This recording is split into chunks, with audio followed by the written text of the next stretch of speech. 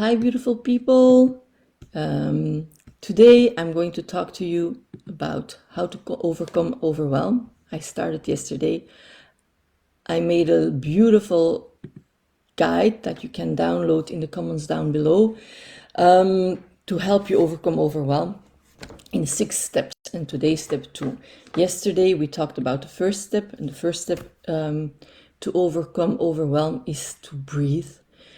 Because breathing actually really helps you calm down. It's not only in your head, it's really physiological. You change the pH of your blood when you breathe nice.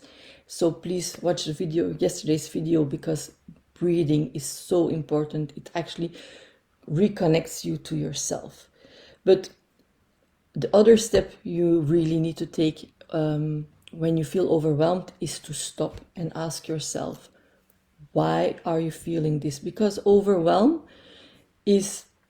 feeling of overwhelm is actually also your body telling you something. Your body is telling you something is not right.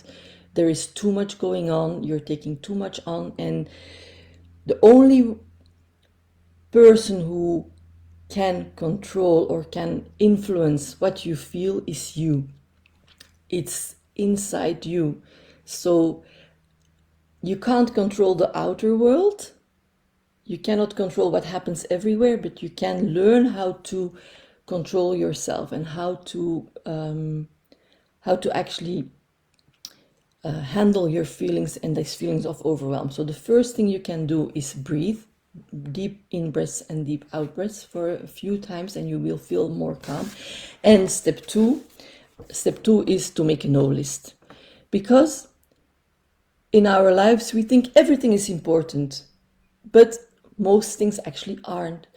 We are living in the musts and in the shoulds. I should do this, I must do this, I have to do this. And most of the time, if you really, really stop and ask yourself, is it true? Do I really have to do this? Is this a must? Am I going to die if I don't do this? Are my children going to die? Or are they going, like so many things are not a must. So what is a must is to have fun and to enjoy what you're doing. Is it a must to have a clean house all the time, to clean your house 3 times a week, to iron your clothes? If you love it, please do it. But if it's an overwhelm, it gives you overwhelm, think, is it really that important? So prioritize. What is important? Which things in my life or in the lives of my children or in the lives of my partner are actually going to have the biggest impact? And when I really started doing that, and I really started thinking like, the way I am in my family, when I feel joy, when I am happy, when I radiate this feeling of happiness and not of overwhelm, everybody in my family actually benefits. So when I do the things that I love, everybody in my family actually feels better. So when I realized that my emotions actually radiate to the other ones, I really started to work on my emotions. So make a no list. Make a no list. So step number 2 is make a no list. All the things that don't serve you or your family, that don't make you happier, that don't make you more fulfilled, and that you don't need to do, say no. And the other thing I really wanted to say is, your no can be a full sentence. No explanation needed. Your no is a no. So if you feel inside, I don't want to do this, and it's not vital, say no. You have the right to say no. You have the right to say no to go to a party. If you don't want to go, if you want to go, please go. If it's fun, please go. You can say no to ironing clothes. You can say no to almost anything. There are very few things that actually are really important and vital. But your well-being is vital, because when when your overwhelm goes away, you get so much more energy. And I remember when I was overwhelmed, I called this is my, what I have left of my energy, I called it my vital energy.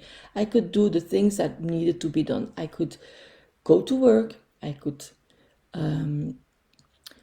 make dinner, I could wash my kids' clothes, and I could be nice, because I think being kind and being a good mom is one of the most important things that I need to do in my life. So those things I could do, but I couldn't take anything on top of it. I couldn't go and invite friends anymore. I like going out for an evening was already sometimes too much. But the moment you say yes to yourself and you say no to what you actually don't want to do and what is actually not important, because those musts and those shoulds, often it's society telling you what to do, but it's not what you want to do. And if it's not necessary, just don't do it. So make a no list. Your no can be a full sentence. You don't need to explain to anybody why you say no. When you feel it, just say no. Prioritize what is really important. What is really important, what is vital. Well, your kids need to eat, you need clean clothes. Do they need to be all folded nicely in the cupboard? Maybe, that would be nice, but if you don't have time or if you can't do it, when they have clean clothes, they have clean clothes and they can't go to school. So, I mean, just simplify your life. So make a no list. Tomorrow I'll talk about the other steps. They will be the guide that I made, the 6 steps to overcome overwhelm is in the comments down below. So just click on it. It's a free guide. And tomorrow I'll talk about the 3rd step. So please learn how to say no. It's a very, very important step. Thank you so much. Have a nice day. Bye bye.